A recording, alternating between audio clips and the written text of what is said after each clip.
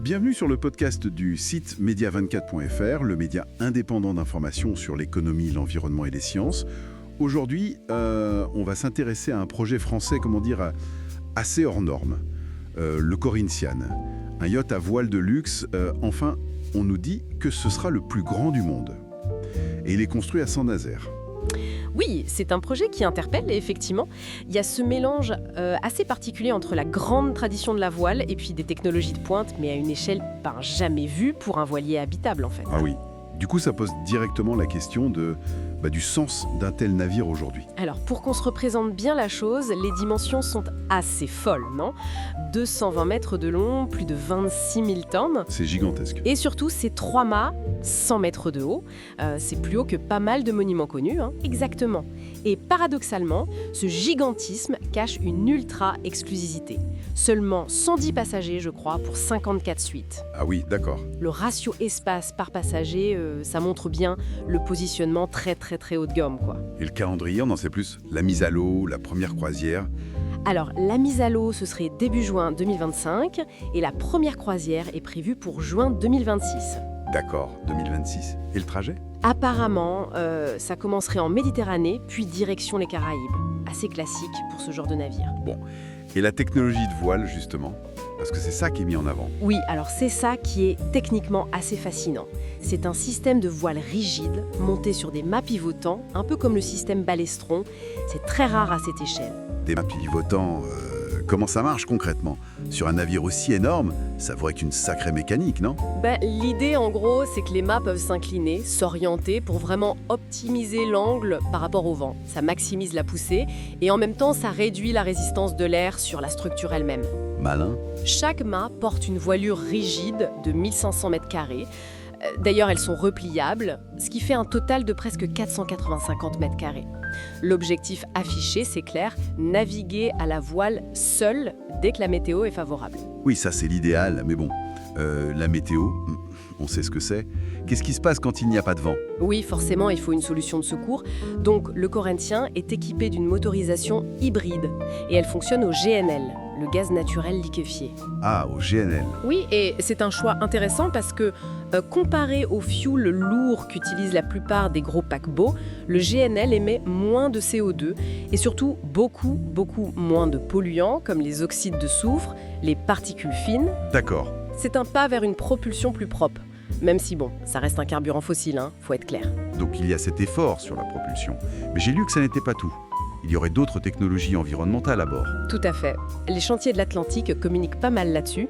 Il y a par exemple un système de détection qui utilise l'intelligence artificielle pour repérer les objets flottants et surtout les mammifères marins. Le but, c'est d'éviter les collisions. Important ça. C'est un vrai sujet pour la biodiversité. Et puis, il y a autre chose d'intéressant pour protéger les fonds marins. Ah oui. Quoi donc ? Un système de positionnement dynamique.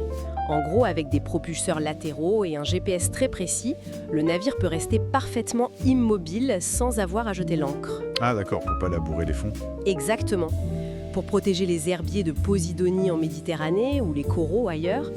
Et on peut aussi mentionner le traitement des eaux de ballast. Elles sont traitées par UV, sans produits chimiques. C'est fourni par une boîte française, Bio-UV Group.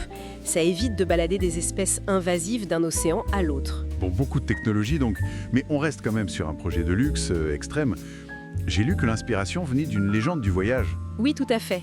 L'inspiration affichée pour le design intérieur, c'est l'Orient Express, la marque mythique qui a été reprise par le groupe Accor. D'accord. Donc, on peut imaginer une ambiance très opulente, bois précieux, tissus riches, un luxe assez classique finalement. Ça contraste peut-être un peu avec la modernité de la technique. Et ça se voit dans la taille des cabines, des suites, de 45 mètres carrés jusqu'à 230 mètres carrés pour la plus grande. C'est dingue. Ah oui, c'est plus grand que beaucoup d'appartements. Carrément. Et côté cuisine, ils ont mis les petits plats dans les grands. C'est Yannick Aleno qui supervise les 5 restaurants. On est clairement dans l'hyperluxe. Et la construction elle-même, c'est intéressant aussi. Ça se passe au chantier de l'Atlantique, à Saint-Nazaire. C'est quand même un gage de savoir-faire. Oui, c'est une référence. Ils utilisent une méthode modulaire. En gros, ils construisent 14 énormes blocs séparément et ensuite ils les assemblent. Un peu comme un jeu de construction géant et high-tech. Ça a démarré en mars 2024. Et ce navire, si je comprends bien, ce n'est pas juste un projet unique. Ça s'inscrit dans une stratégie plus globale pour Accor. Exactement. C'est une pièce maîtresse pour Accor qui cherche vraiment à se renforcer sur le segment de l'ultra-luxe.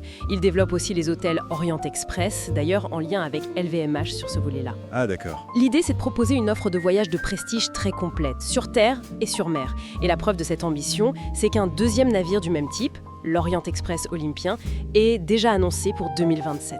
Bon, alors si on essaie de résumer tout ça, on a un géant des mers à voile, un record de taille, bardé de technologie pour essayer de naviguer plus proprement, un écrin de luxe extrême inspiré d'un mythe ferroviaire, et tout ça c'est porté par une stratégie de groupe assez ambitieuse. C'est ça. Et ce qui interpelle vraiment, je trouve, dans ce projet, c'est cette tentative de concilier deux mondes.